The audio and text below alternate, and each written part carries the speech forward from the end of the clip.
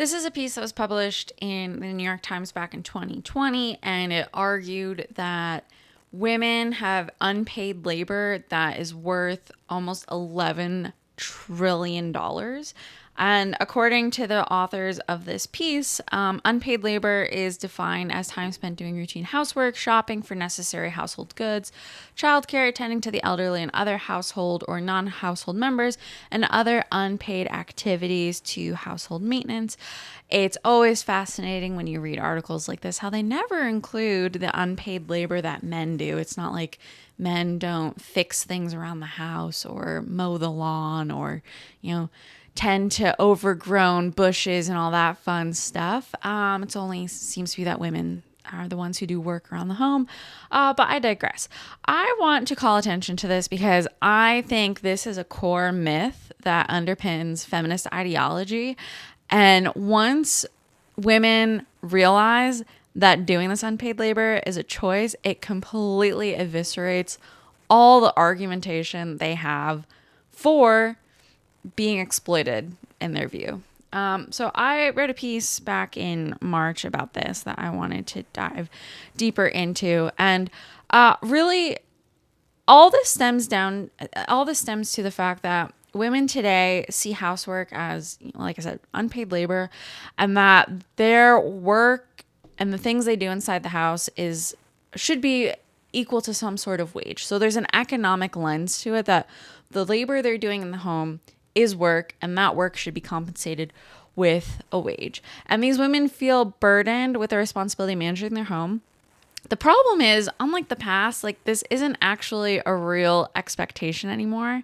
And so a lot of things have changed. So if comparing, say, the June Cleaver 1950s housewife to a woman today, right? Back then, women didn't really have bank accounts. It wasn't so much that they weren't allowed to have bank accounts. It just wasn't normalized, and how banking was done was very different, right? Like you had a lot of savings and loans bank accounts, and you banked locally, and a lot of the economy was informal in the 1950s because it could be now in today's world with big multinational corporations. We're all just numbers on a spreadsheet kept at some headquarters somewhere. So things have changed. But today women have bank accounts. They have their own paychecks, their own money that they're responsible for. They're proud of this. They call this a win. And so if they really wanted to, because they have the financial means to do so, they could outsource domestic chores to a combination of gadgets and gig workers. We have the technology, and you have access to household domestic staff. The same way that in like the Downton Abbey period and like the late 19th, early 20th century, really wealthy household had employees. They employed dozens of people to do all sorts of household chores. Anyone today, any American with disposable income can employ the same types of people to do housework around their home and help and assist. We have access to all these things, but women don't seem to want to engage in this, and so it raises an interesting point. No one is forcing women to do chores. No one is holding a gun to anyone's head and saying, "You must fold the laundry. You must cook me dinner. You must do this. You must do that." At any point in time, women can stop doing chores. There's no reason why women need to be doing chores, and so the question is why. The question is, if women don't have to do chores, if they have the financial means to do so, why aren't they? And I think this gets to a bigger issue with the whole unpaid labor debate and the unpaid household chores debate. It's not about the economic perspective of it. I think there's something deeper to it. But before we dive into that, I want to kind of break down the math of what chores actually look like and the actual cost and outsourcing, all that kind of stuff. A lot of this has to do with the fact that women don't they frame it as they want to be alleviated from these burdens. They've imposed these burdens on themselves.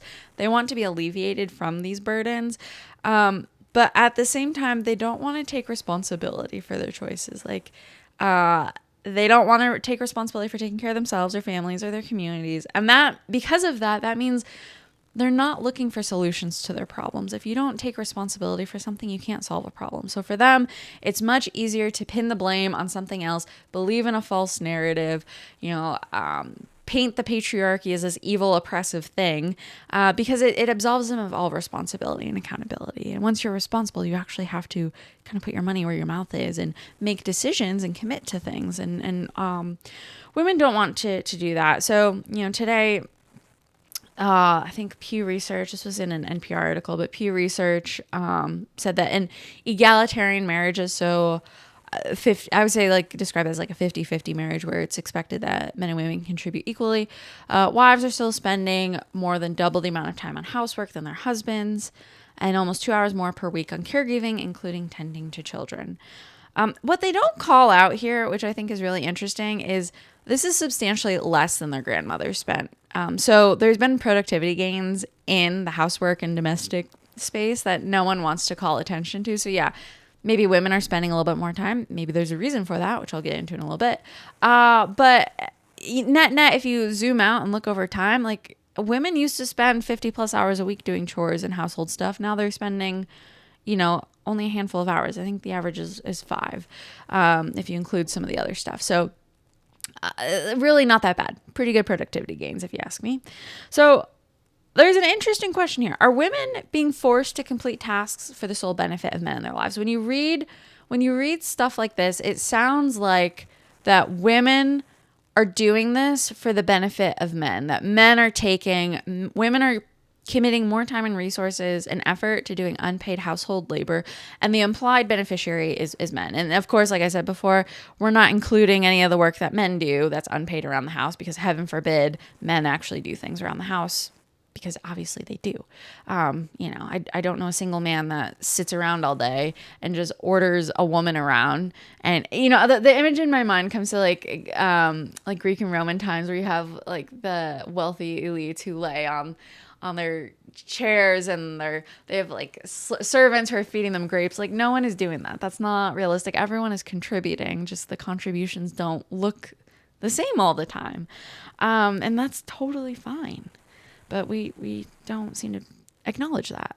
So the question is, are women being forced to complete these tasks for the benefit of men? And I think the answer is no. I think that women shoulder the burden of managing their households, but this is a choice, because women have access to resources, access to tools, access to outsourcing that their grandmothers didn't have. And if you want to use the limited working argument, because the other argument too is, okay, women didn't have access to bank accounts, whatever. But then also it was okay before the 1970s, the feminist narrative whitewashes history and assumes that no woman was allowed to work. And all of a sudden in the 1970s, magically were allowed to work. Women have always had access to money and banking, and there are reasons, dive into the history. There's reasons why, things were limited. But they had access to those things. So it's not like women were 100% completely financially dependent on men. Like, if you wanted to go work, you could. So women have had resources. And now today, women have more resources than ever before. Yet this still seems to be a problem. So this is something I pulled from the National Center for Education Statistics. This is based on women. This is from 2022. Assuming you're a college-educated woman and you have a bachelor's degree, your median full-time earnings is just under $61,000 a year. So that's pretty good. And in fact, Pew did this study in 2022 as well and showed that women are out-earning men. So women like to hearken on back to the wage gap myth, and they think that women are being paid less than men, but really women are the dominant population on college campuses. As you saw here in this screenshot, women are earning, almost $61,000 if you have a college degree. And then in many cities, they're out earning men. And so the wage gap really comes down to choice and preference. A lot of women are choosing bullshit careers that don't pay anything. And to give you an example, okay, I'm a writer. I didn't go to college to be a writer, but I kind of ended up being a writer. As a freelance writer, when I was doing freelance work, I was making anywhere from $100 to $150 an hour gross. That didn't include taxes and stuff. So after you deduct taxes, maybe it was anywhere from like $80 to $120 a year. So if you multiply that out on, and assuming a full-time schedule, 40 hours a week, working 1,800 hours a year, that's pretty good money, right? That's not bad at all. But I've been looking at writing jobs, obviously, because, freelance writing has just completely fallen off. And I've just been, things will come up in my LinkedIn feed, so I'll peruse them. And, I saw a BuzzFeed posting. They wanted a writer, and they were paying $25 to $28 an hour for someone to work full time, commute to office in New York 3 times a week. So that, not a lot of money. But then I also found one for a publication at American University, I think their magazine. And it was full time. You had to have experience, newsroom preference. So basically, it wasn't a job for someone fresh out of college. It was a job for someone who had several years of experience. So probably someone in their late 20s, early 30s. And it paid around $70,000. It was between $70,000 and $75,000 a year. Now, to give you perspective, when I left my last job in Washington, D.C. in 2019, I was doing, bullshit government contracting work. Personally, I don't think I really did anything, but it's neither here nor there. Anyways, I made $73,000 an hour. So I share that to give you context. Like, if you're a woman and you choose writing and you're only being paid $75,000 a year, and that, if you compare across different industries in a place like DC, and that is what someone made, 6-7 years ago, and you're not making more, I see a ton of writing jobs where it's $65,000 to like $80,000. So they're not making a lot of money. Writers are not making a lot of money. And so there isn't a wage gap there. If you're a writer and you're choosing to be a writer, you're choosing that job. You're choosing a job at BuzzFeed that's paying you $25 to $28 an hour when I was choosing freelance work that was paying me $100+ an hour, right? So there's no wage gap there. That's a myth. And you can do that across industries, within fields. Women are choosing jobs that pay them less. So it's up to women to make better choices. But anyways, I digress a little, but women are out earning. Women are overrepresented on college campuses. They're out earning men. They're making more. They're getting the promotions, right? Women are doing far better than they realize. So even if you use this statistic here, women are doing fine. They have enough disposable income if they spend their money wisely. So if you have tools like a Roomba and you have apps like Instacart, women have the money and the resources to allocate a portion to their income to chores they don't want to do. You can go to Costco and buy a nice Roomba for $300. You can go on eBay and buy a used Roomba, okay? You don't even have to buy a new one. You can buy a refurbished one off of eBay. You can do Instacart. All stores now, H-E-B around the corner has you just drive up and you can order on their app and whatever, and there's tons of H-E-Bs everywhere. Like Whole Foods does it too, right? So it's not even just that. Like, there is no reason, like, you have Amazon, right? There's no reason why women need to go and waste time driving around town, running chores, picking up groceries, vacuuming their homes. You have services where you can drop off your laundry and they will clean it and fold it for you, right? There's no reason why women still need to be doing chores. So I broke this down in this article just to give you an example. So the assumption I made here was a bit higher of a work year than I've done in previous analyses. But basically, if you're taking home, if your net take home pay is between like $50,000 to $65,000 a year, you can expect to have an hourly rate of, say, like $28 to $38 an hour, depending on where you are. So if you're an average woman making the median salary in a state and in a relatively normal state, you're not living in like San Francisco per se or New York City, you're average, you're in an average place, you have, you're making $28 to $38 an hour, right? So like that's your take home. So that's a good benchmark. Is spending an hour folding laundry worth, what's the time? What's the cost? So if your labor is worth like $28 an hour, right? And you spend an hour folding laundry, like that's a good analysis you can do to figure out, okay, is it worth my time to do this laundry, or can I pay someone else and it be worth less? So I broke down a table here and just categorized work into 4 categories: housework, food prep and cleanup, lawn and garden, and household management. And basically based on the time per month, anywhere from 50+ hours to 25 hours. So you're spending time doing all this. And then I estimated how much it costs to do it yourself versus how much it costs to outsource it. And so here's what I broke it down. So Housework, I looked here in Austin at different service providers who provide these. So there's a cleaning service that would do cleaning for a 2-bed, 2-bath, 1,200 square foot house.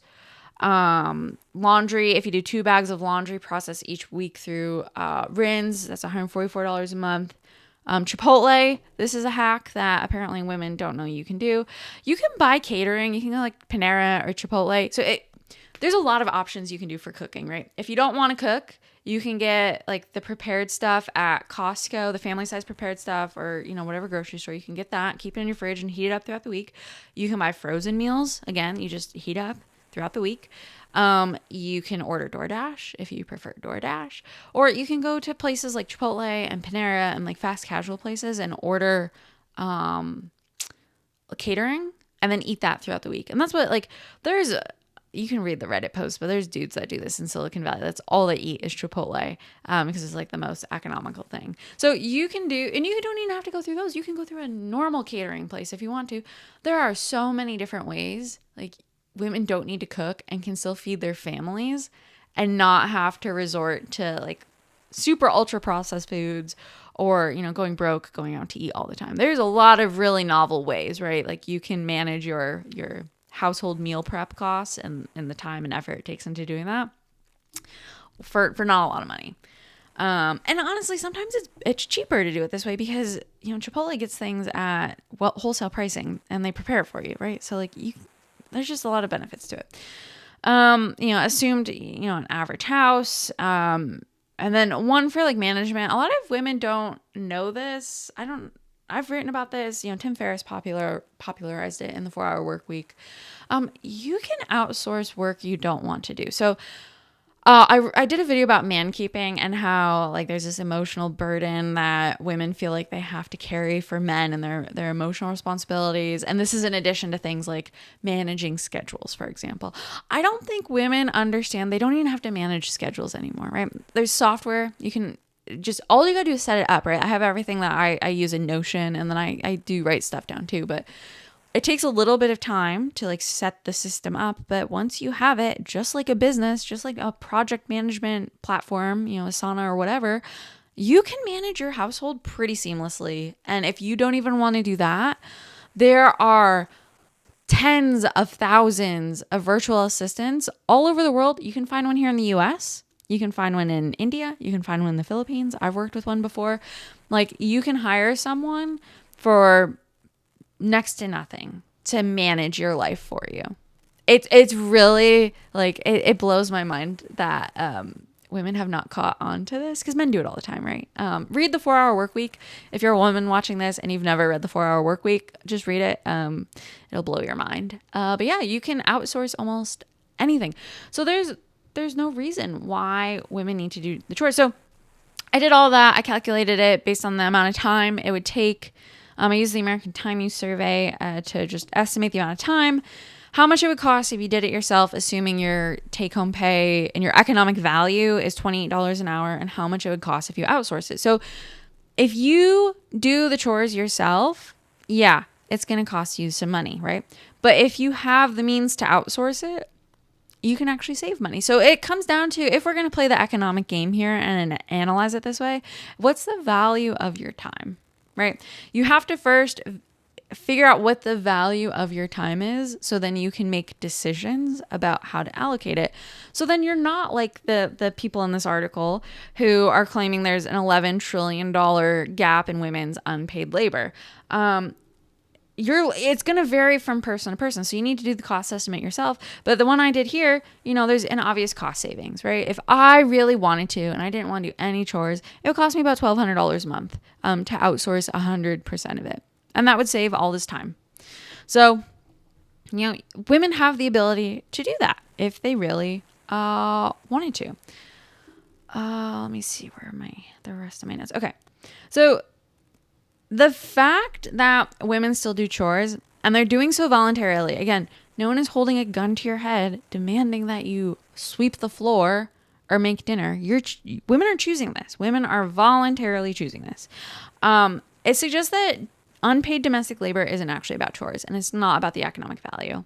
And this is why I think that a chore is an act of service, and it provides women with a sense of purpose and meaning that can't be outsourced. And that's why implicitly women aren't outsourcing it. I think maybe there's an intelligence gap. Maybe women are just completely unaware of everything I just described in the mathematics of, basically looking at your house like a business and running it like a business and figuring out where you can get efficiency by outsourcing. There's women may be very ignorant of that. It's possible. But I think what it really comes down to is, even though women complain about unpaid household work, it's the thing that gives them a sense of purpose and meaning, because it's a way to provide an act of service to someone else. And I really do believe this is what human relationships are fundamentally about. It's about caring for one another. It's about giving. It's not about receiving, right? We've framed, and that's what the feminist debate is really all about. It's all about me, me, me, me, me.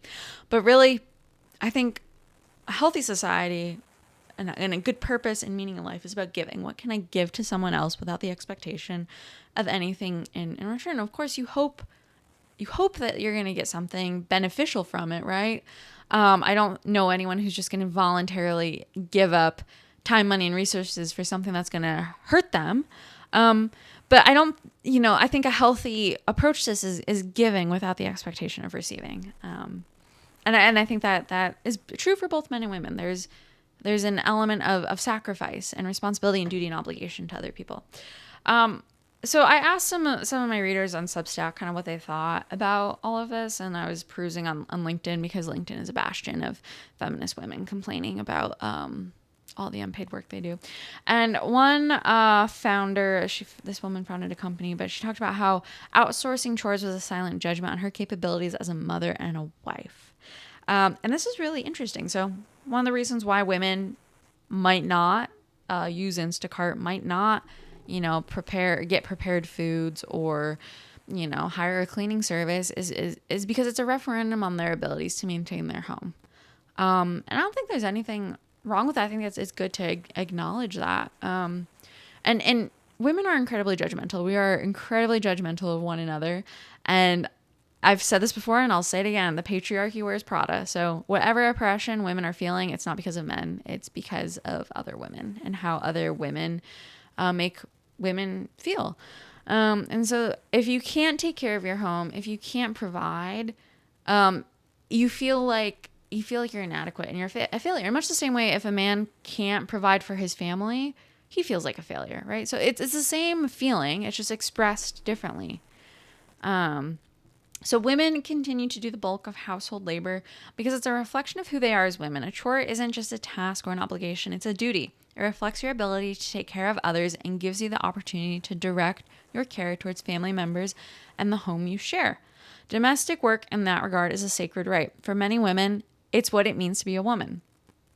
And this is interesting because in the past, maybe like 5 or 6 years, this question, like, what does it mean? What is a woman?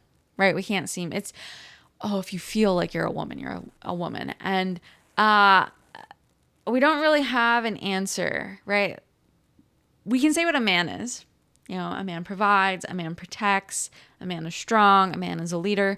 You can attribute all these characteristics to men, but for women, it's become this like loose thing where anyone who feels like a woman and wears a dress and paints their nails and talks like a woman can be a woman. And so women don't actually know what being a woman is because we've stopped practicing womanhood. Because we've gone the feminist route. We've decided, okay, we're going to go work and we're going to pretend that we're going to be little men, wear our pantsuits and everything, and try to pursue these careers. And in the process, we've lost what it means to be a woman. And I think chores, domestic work, is part of what it means to be a woman. And that's not the entirety of your being, but it's like I said, it's a chore isn't just a task or an obligation. It's a duty. It reflects your ability to take care of others and gives you the opportunity to direct your care towards family members and the home you share. Women are nurturers and caretakers by design, by, evolutionarily, like that's how we've evolved. And so there's a piece of us that isn't being expressed in the 9-to-5 world, that isn't being expressed in feminist circles, that's being denied. And women have said this, and I've experienced this, right? You reach a point where there's like this gnawing feeling that you can't really describe. And, it's overwhelming because you're so burdened by the pressure that feminism has put on you. I remember, when I first admitted to myself I wanted a family, for the longest time, I was like, I'm never going to have kids. I don't want kids, blah, blah, blah, as, typical feminist women are. And when I finally admitted it to myself that I do want a family, I do want children, it was like a weight was lifted from my shoulders. I can't even describe like the relief. I was out for a run and I just started crying because I was just so relieved to like have come to clarity about something I wanted for myself, and I wasn't just pandering to the feminist narrative any longer. And so I think so many women are being held back by the feminist narrative because you're told your unpaid labor is exploitative. You're told that, if you have children, it's going to ruin your career. You're told that the patriarchy is oppressing you and then a man is going to hold you back. You're told all of these lies. And then within these lies is the actual oppression of your true nature. Like, women are designed to be mothers. Women are designed to be caretakers. We're designed to be nurturers. That's why women choose jobs where they're basically glorified office babysitters. They like nurturing and taking care of and managing things. Women are good at managing households. That's why they do it. If men were good at it, that's what they would do, right? And so by telling women that what they do in the home has no economic value and that it's oppressive, we've denied women the opportunity to serve and provide and do something that gives meaning to their lives. And so I think this is actually an act of self-care. So someone had actually commented this in a post I put on Substack, that a chore is an act of self-care. And I think this is where we've like screwed up the whole narrative. When you think of self-care and when women talk about self-care, it's like getting a bath bomb and drinking some wine and going to a yoga class or doing a sound bath, blah, blah, blah. All those things are nice, right? I've done all those things. Wonderful things. But that's not self-care. Okay, that is something that is being marketed as self-care in order to sell a product or service to emotionally vulnerable women. That is not self-care. Self-care stems from an act of service. So it's active service outward towards others, not self-care towards yourself. It's not narcissistic, it's giving, right? And so the process of engaging in self-care is a way of providing value to yourself by first providing value to others. So you feel good because you've done something good for someone else. You don't feel good because you're sitting in a bubble bath with a $15 bath bomb and an overpriced glass of Chardonnay. Like that's not. We're told that's what's supposed to make us feel good as women. That's not. You get good feelings by doing good things for other people. I love cooking. The most satisfying thing for me is to cook something that other people enjoy. That's it. That right there, that is self-care right there. Just being able to provide nourishment and use my creativity and my skills in the kitchen to provide something of value. Like that's it. That's all I need. And so women have lost the plot, right? We don't know what being a woman is because we've been told that all the things that make us a woman are bad, because that's how it fits into the whole, you have to have bad things to fit into the feminist narrative. So women suppress their natural inclinations and their natural womanhood. And then we're told to engage in self-care that redirects things to ourselves, because that's how companies make money. They exploit women to sell things and market things, and they make us emotionally vulnerable so that they can extract even more money out of us. So it's really women who are being exploited here. They just don't see it. So many women shoulder the burden of household work voluntarily. It's not a punishment or a patriarchal obligation. It's a privilege and a choice. And I see it as that, right? It's a privilege. I get to clean this house. It's a privilege. I don't know what other way to put it. I get to, I do laundry twice a week. Like I would have to do it anyways, first off. Like I'd have to clean my clothes anyways. So why would I not, do all the laundry at once?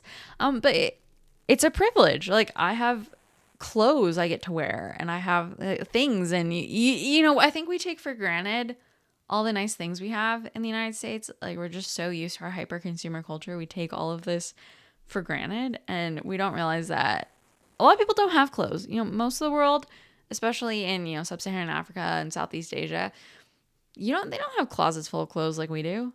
So like we complain, oh my gosh, doing laundry is such a burden. Well, there's millions of people who would love to trade places with you and have the privilege of Not even just having more clothes, but having a laundry, washer dryer in their house, in their apartment, where, a machine that does it for them. So I think it's important to have perspective, right? Like, it takes nothing for me to go swap out the laundry. I can do it while I do this, while I write. Okay, it's going to take me, 30 minutes or so to fold everything.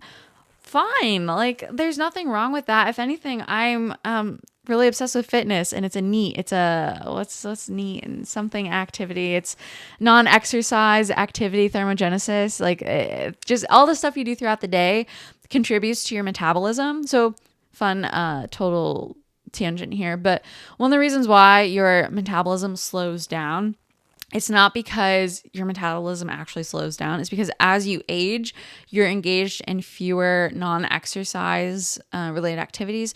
So you're not walking as much. Maybe you're not doing as many chores around the house, that kind of thing. So you're just more sedentary, basically. So you're not expending energy. So I like doing chores also because I'm expending energy. I like having time throughout the day where I'm burning calories. And I do check, I check my Garmin, and when I fold laundry, my heart rate's up. When I do, sweep and vacuum and stuff, my heart rate's up.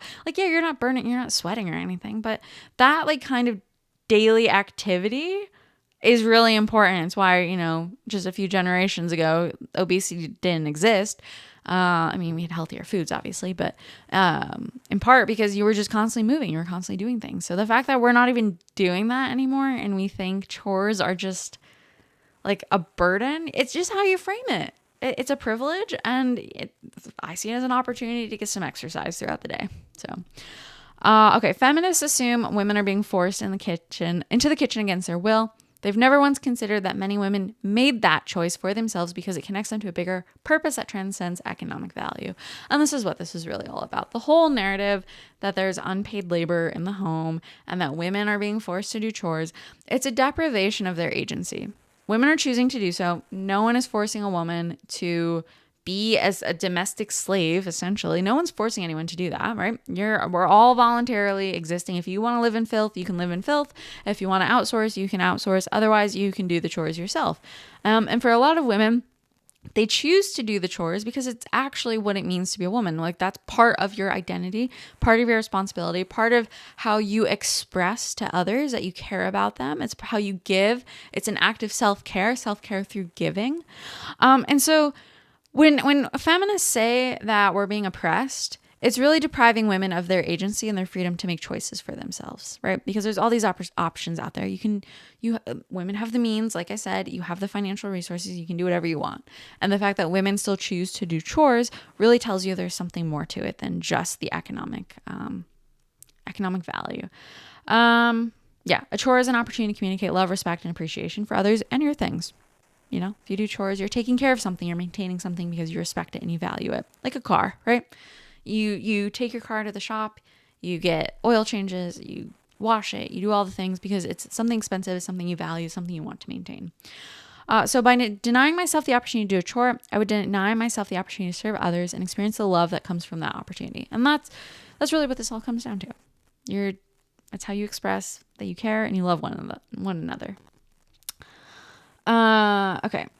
So I think, just to close out, I think there's a bigger problem here. I think the whole unpaid labor thing is really short-sighted, and it's just a trope that's easy for feminists to keep recycling over and over again because it's salient, it's news, it's evergreen. It's an evergreen story for the news, so it's something they can keep latching onto.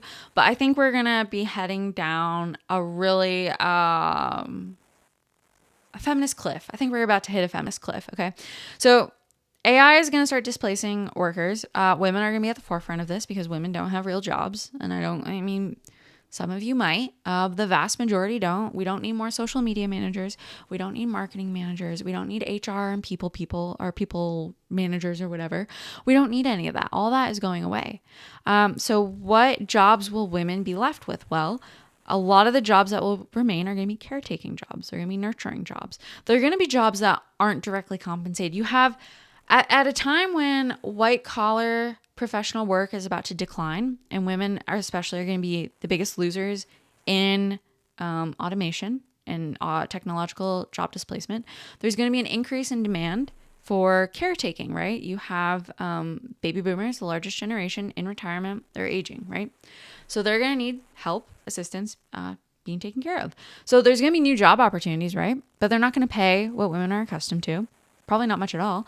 And some won't. Some won't, especially if you take care of family members. So we're going to see a rise in caretaking roles. So the very thing that women are complaining about is going to be what the opportunities are in the future. But the bigger problem is, women are going to lose their jobs, and then they're not going to have a family or a home to take care of, right? And they're in this mindset, feminist women, where caretaking stuff is beneath them.